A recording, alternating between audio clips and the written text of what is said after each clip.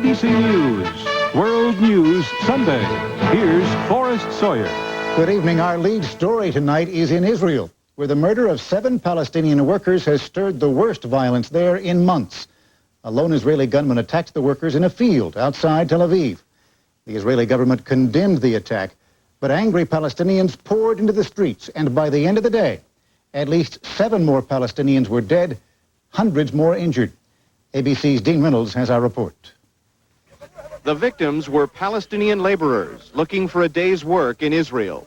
They had gathered on this roadside when, witnesses said, an Israeli dressed in army fatigues told them to line up and then began methodically shooting them with an assault rifle.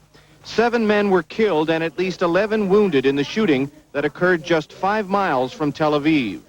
The gunman, a 21-year-old former soldier discharged early from the army for mental problems, later recreated the incident for police.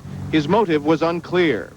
Prime Minister Shamir said he was shocked and saddened by the shooting, and he called for calm. I hope that the Palestinian Arab population will not utilize this atmosphere for increasing violence and bloodshed. Later, there were Palestinian and Israeli protesters outside Shamir's residence. When they vocally denounced his hardline policies, the police moved in to disperse them.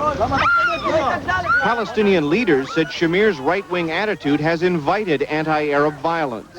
We place the full blame on the Israeli government and the Israeli political circles for preparing for this and for perpetuating such massacres constantly. As word of the shooting spread to the Gaza Strip, angry and despondent Palestinians poured into the streets to confront the army. What followed was one of the bloodiest days of the uprising. At least 4 more Palestinians were shot to death by Israeli troops, and stretcher after stretcher carried some of the 600 wounded, including women and children. On the West Bank, there were large demonstrations reminiscent of the earliest days of the uprising. 2 more Palestinians were killed in clashes today, and at least 50 were wounded from army gunfire. A massive reinforcement of troops helped to put curfews on most of the occupied territories by this afternoon. But as one Israeli security official said, the fires of the uprising have been rekindled. Dean Reynolds, ABC News, Tel Aviv. Racial violence erupted in South Africa's gold mining belt today. Rioting blacks set fire to houses and stores in Thabong Township, where blacks have been boycotting white businesses for several weeks. The riots subsided when police fired into the crowds, killing at least 3 people and wounding 20 others. Turning to Eastern Europe, Romania, the first free elections there in 53 years went smoothly, though a little slowly. Some voters had to line up for 3 hours, and final results are not expected until Friday.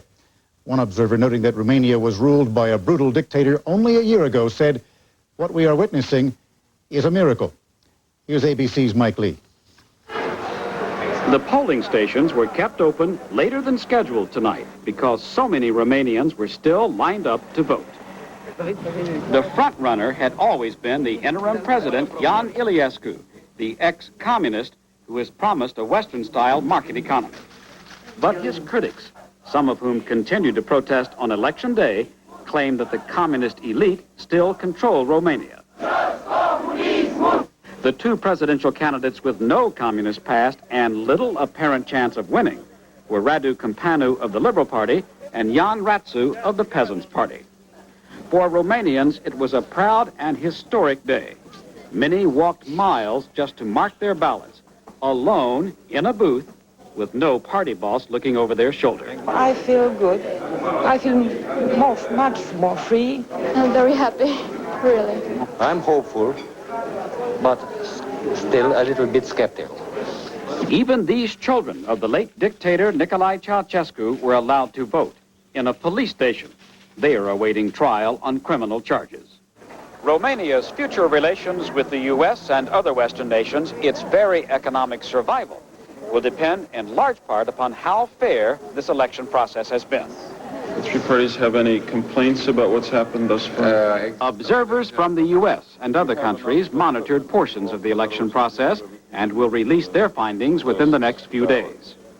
Some Romanians spared a thought for those who were gunned down during the uprising which made free elections possible. many of them would not have been old enough to vote today. Mike Lee, ABC News, Bucharest. And coming up, the first look at outer space through the eyes of Hubble.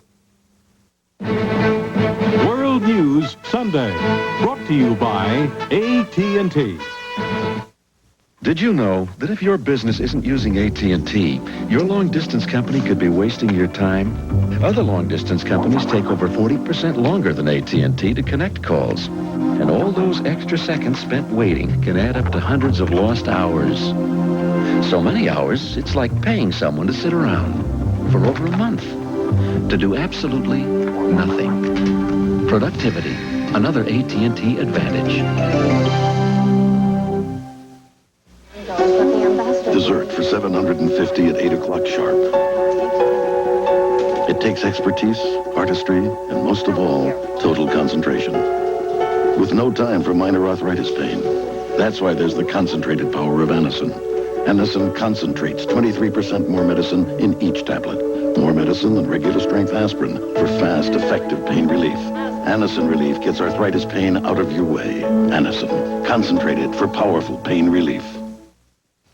It was a long time coming, but the celebrated Hubble Space Telescope finally sent its first pictures of outer space back to Earth today. The Hubble's been plagued by so many glitches that astronomers really weren't expecting much from today's first test. But as Jim Slade reports, they got a big and a welcome surprise. They looked through Hubble, and this is what they saw.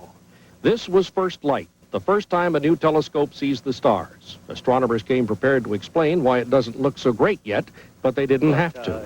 Gee, it was great. And to imagine now that we're going to go another factor 7 or 8 before we're done in the next month or so, gee whiz, that's going to be really something to look at. Here's what he's talking about. Professor Westfall's team took the picture on the right through Hubble.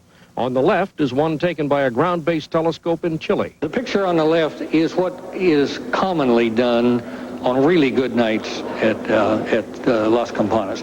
And of course, that's one nicety of ST is it's going to be this way or better always. What's so intriguing is that star in the upper right. Actually, it's two stars in the same line of sight. Until today, they didn't know for sure it was a double star. So they've actually learned something, even though they had no intention of doing so with this first rough picture. Today's test was merely an engineering run to see that they could find the stars and focus on them. Professor Westfall and his colleagues see years ahead of exploring parts of the universe that have been totally blanked out for them by Earth's obscuring atmosphere. I think maybe the most fun stuff is going to be these pictures that are not pointed at some specific thing. That's where we're going to find mysteries. That time's coming. Jim Slade, ABC News, Goddard Space Flight Center, Maryland. Down on Earth, weather was still very much in the news. Torrential downpours dumping up to 13 inches of rain in central Arkansas overnight. And that caused flash flooding that turned streets in Hot Springs into rivers, sweeping away many cars and bridges and stranding residents of lakefront homes on their rooftops. More than 200 families were forced to evacuate. In Florida, a flotilla of private boats piloted by Cuban exiles set sail from Key West today. Their mission, to stage a rally for democracy on the edge of communist Cuba's territorial waters. ABC's Peter Collins reports. They left at dawn, about 36 private boats, all of them with Cuban-American exiles on board. Some of the men had fought in the ill-fated Bay of Pigs invasion 30 years ago.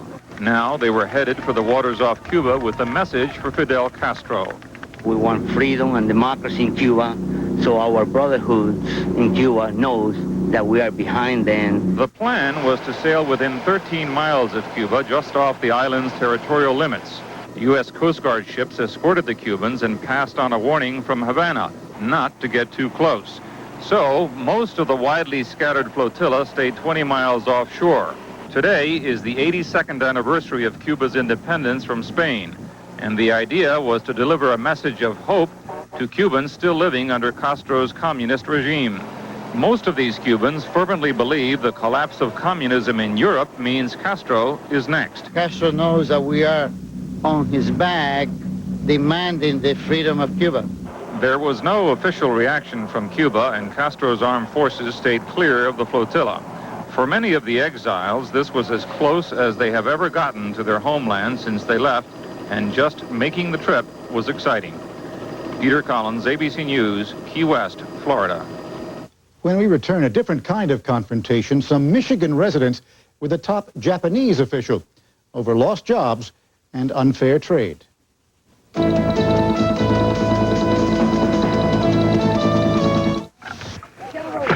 People just don't understand. Constipation can really tie you down. They say, take a laxative and hope it doesn't go to work on the way to the ball game. Oh. Then I found a simple solution. Daily fiber therapy with Metamucil. It's safe, not a harsh chemical. I can even take Metamucil daily for the extra fiber I need to get regular and stay that way. That's important to me and a lot of little people. Metamucil, and you could stay regular for the rest of your life.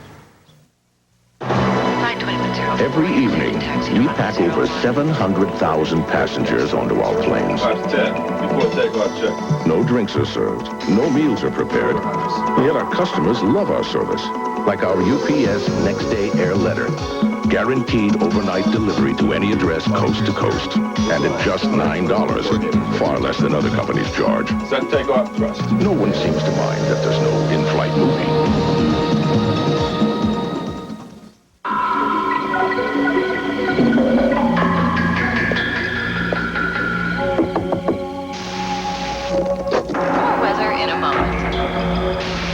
This is one of 570 million refund locations for American Express traveler's checks. Just phone, and you can get a refund hand-delivered virtually anywhere. Is that you, hon? Don't let anything ruin your vacation. Take only American Express traveler's checks. Don't leave home without them. In recent years, doctors have discovered a flaw in eggs. They're extremely high in cholesterol. And a diet high in cholesterol and fat can contribute to the risk of heart disease. Nutritionists at Fleischmann's have found a way to overcome this flaw with Fleischmann's Egg Beaters, the only egg substitute that's 99% real egg with zero cholesterol and zero saturated fat. Next time you'd love an egg, crack open a carton. Fleischmann's Egg Beaters, the great-tasting egg without a flaw. There was an unusual and potentially explosive town meeting today outside Detroit. People who live there, many of whom are out of work because of Japanese competition, got to confront one of Japan's top government officials.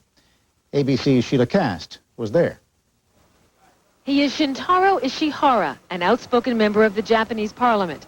His controversial book argues Japan should be tougher on the U.S., should say no to U.S. trade demands. At home, his views are popular. But today, Ishihara is near Detroit. Everywhere, there are signs of the impact of Japanese competition.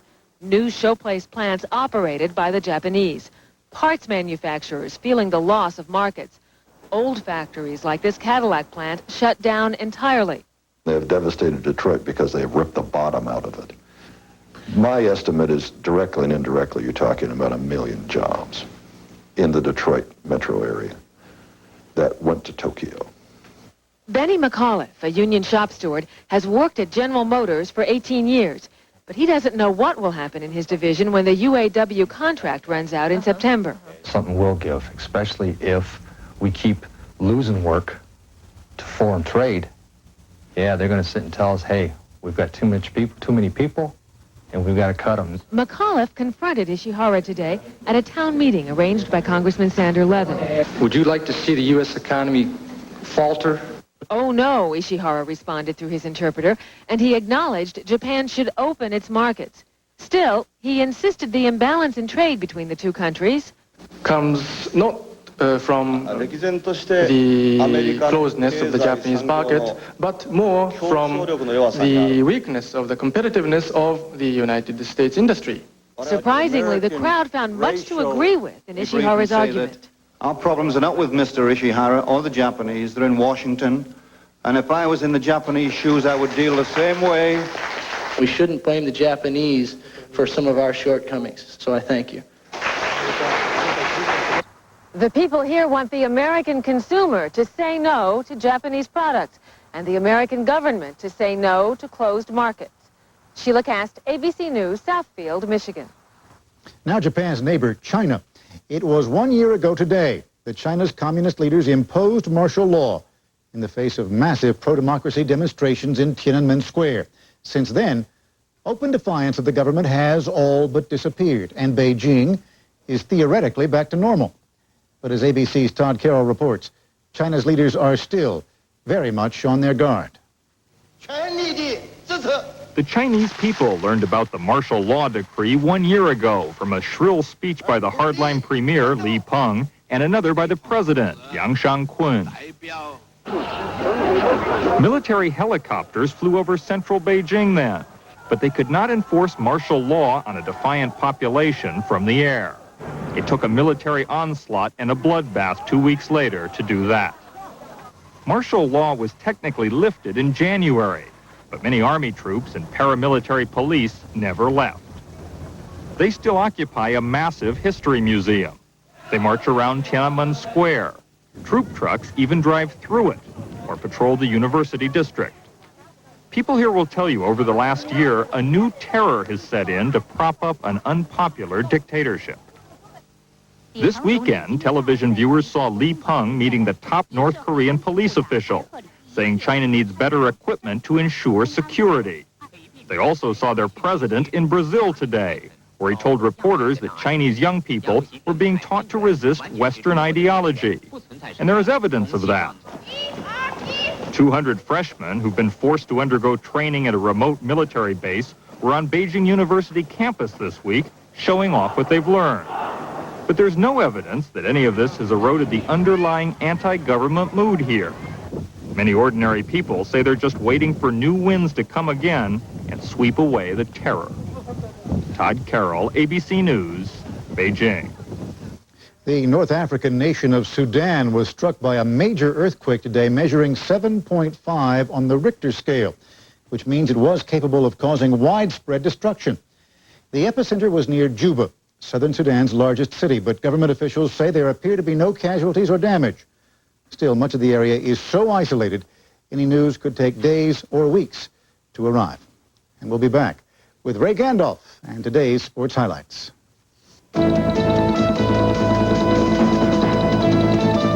There you are, going along, feeling on top of the world. Then out of the blue, constipation. You feel bloated, twisted. You just can't go on. And fiber, it's so slow. You want fast medicine. X-Lax, it's the right medicine. Medical experts agree. X-Lax gives your system back the natural fluids it needs to put you back on top of the world again in hours, not days. Today's X-Lax, the right medicine. Teddy Dawson was one of my best friends. I don't believe I can stand it another 40 years. Well, I've insured 2 generations. Doug has insured the next generation. It's the kind of family you want to do business with. He married, I think, probably better than his wife did. After 40 years as friends and neighbors, a second generation of Donaldsons is insuring a third generation of McCormick's through New York Life. I guess you'd say we help pull each other's wagon when we can. New York Life, the company you keep. What's fair is fair. And frankly, Price Pfister is the fairest faucet of them all. Starting with the fabulous finishes they offer outside, right down to the feat of engineering that's inside. The quality is formidable, thanks to a heart of solid brass. And another fine feature is how affordable it is. So find yourself a Price Pfister, the fabulous faucet with a funny name. If you heard about a breakfast that helps keep you going all morning, you'd think it was big news, right? Well, it was for me. It's breakfast with Grape Nuts cereal. I heard try it for a week and see how good you feel all morning. I feel great. I mean, it's got what it takes to help keep you going. It's packed with complex carbohydrates. It's a natural energy source, but it also tastes so good. It's hearty. Just try it for a week yourself. Breakfast with Grape Nuts helps keep you going strong all morning long. The biggest polluter in America is the federal government. Why Uncle Sam doesn't face the same penalties for breaking the law. Watch Peter Jennings on ABC's World News Tonight this week. Let's check in on sports now. Ray Gandalf joins us from New York with a look at one rookie race car driver who gave it his best trying to graduate to big time at Indy. And, of course, there's the NBA's Eastern Conference Final. Ray? Thank you, Forrest. In the first game of that Eastern Conference Final Series, Detroit's defense smothered the Chicago Bulls, and Joe Dumars took care of the Piston offense, scoring 27 points, 18 of them in the third quarter when the Pistons took control of the game. Monica Seles resisted the irresistible force and moved the immovable object, beating Steffi Graf in the finals of the German Open tennis tournament and breaking Graf's winning string at 66 matches in a row. On this, the final day of qualifying trials for the Indianapolis 500 next Sunday, 22-year-old Buddy Lazier was graduated into the big time, whether he made it into the race or whether he didn't. From A to V, from Andretti to Vukovic, auto racing is a father and son sport, even for a not-so-famous father and his Indy rookie son. Bob Lazier raced once at Indy, finished 19th. Buddy Lazier, trying to qualify this past week, learned about racing literally at his father's knee. When he was 8, he would sit on my lap and do the steering. And, you know, I didn't see any need to slow down because he was able to steer so well even at whatever speed we were going. I used to sit in the race cars and look in there and say, God, you know, if I could just reach the pedals, I can do that. I know I can do that. And I can remember being back at, you know, about 6 years old when we had to sneak into the pits. They used to put me in the back trunk to get me in the racetracks because I was too young. Buddy's attempt to qualify at Indy this year started badly when his car crashed on the first day of practice runs.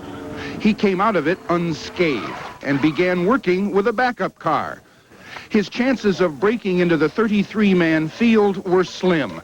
But before yesterday's trials began, Bob Lazier was hopeful. Maybe things won't be done correctly and we won't make the race or have another accident or something on this order. So right now it is definitely the makings of a wonderful weekend and a wonderful part of life in general. Buddy Lazier couldn't make it today to a part of this wonderful weekend. Graduation ceremonies at Curry College in Massachusetts. Robert Buddy Lazier, candidate for Bachelor of Arts. I really think that having the college degree with the way motor racing has evolved is going to make me a better race car driver in the future. And being a race car driver helped Lazier earn his degree. He got a semester's credit for his Indy experience. He designed and wrote his media brochures. And in a sport that devotes its every moment to selling something, Lazier's degree in marketing gives him a leg up. And the kid can drive.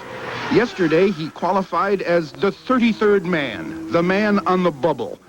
But he had to wait until 7 o'clock tonight Eastern Time to find out if another driver had bettered his time, bumped him out of the race. Even if that happened, it was still a wonderful weekend for Buddy Lazier. Just the fact that I'm here and the fact that I'm graduating is enough for me. And in terms of how the race goes, well, that's all really gravy. And I'm just happy to be here. Well, Buddy Lazier didn't have to wait quite till 7 o'clock. At 5:45 this afternoon Eastern Time, Buddy Lazier's bubble burst. Another driver beat his speed by a hearty 5 miles an hour. So Lazier is out of but nobody took his diploma away from him. Forrest? There are more races ahead. Thanks, Ray. Thanks. When we come back, it is called Gorbachev fever, and this time it's taking Minnesota by storm.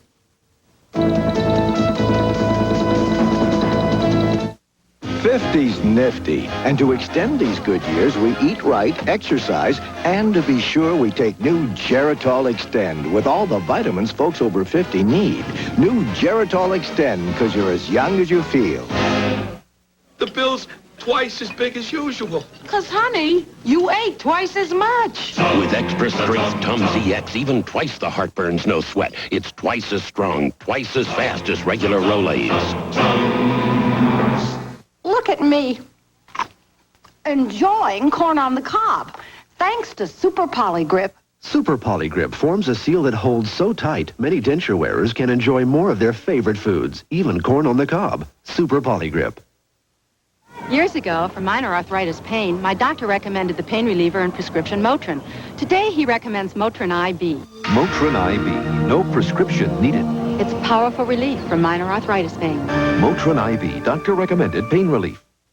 Monday on Good Morning America, a scientific first, test tube tigers. Then later in the week, John Lithgow, Timothy Busfield, and Debbie Gibson here on Good Morning America. The Bush-Gorbachev summit is now only 10 days away. And arms control experts and trade officials are not the only ones working round the clock getting ready. The proud residents of Minnesota are busy too. Gorbachev is traveling there for a visit when the Washington hoopla is over. It's only a 6-hour stop, but as Kathleen Delaski reports, that's enough to create Gorby-mania. Already, the T-shirts are coming off the presses. Gorbachev wants to see the heartland of America, and the folks are sprucing it up with 260,000 petunias. Even school children want a piece of the politician. 9th graders are writing him letters. Make sure you make a comment in there that we'd like to have him personally visit the school.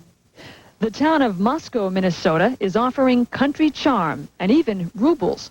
Richard Rubles. We'll show him a good rural community, how local government works here in the United States. They want to be close to him. It's almost like as if a rock star were coming here and we were a state of teenagers. And some are acting like teenagers. This rock and roll radio station is running a Gorbachev birthmark look-alike contest. And what does it look like? USSR without Latvia. No Soviet leader has visited the Midwest since Khrushchev toured an Iowa farm in 1959. He marveled at food processing and hot dogs, but he was not interested in capitalism. But today's capitalists see an opening for new commercial adventures. The local barons of agriculture, medical, and computer technology are looking for deals with the Soviets. They are thrilled that Gorbachev has requested a meeting. He selected Minnesota. I think that indicates that we have something that's of interest to him. The Soviets have not told Perpich exactly why they picked the Twin Cities, but that does not dampen his enthusiasm. The governor's re-election bid was in trouble, but since he was the one who invited Gorbachev, his supporters say the visit is turning his campaign around. It's almost as if the clouds have parted and the good Lord himself decided to get involved in Rudy Perpich's campaign. Only a few local curmudgeons are throwing cold water on Gorby fever. Instead of recognizing him for his achievements, they're all trying to grab his coattails to further their own agendas. It seems everyone wants to take advantage of the Gorbachev glitter. But the question is, how much glitter can he leave behind after a 6-hour visit? Kathleen Delaski, ABC News, Minneapolis. And that is our report for tonight. Tom Jarrell will have more news later on the Weekend Report. I'm Forrest Sawyer. For all of us here at ABC News, good night. From Washington, this has been World News Sunday. The American Agenda, weekdays on ABC's World News Tonight with Peter Jennings.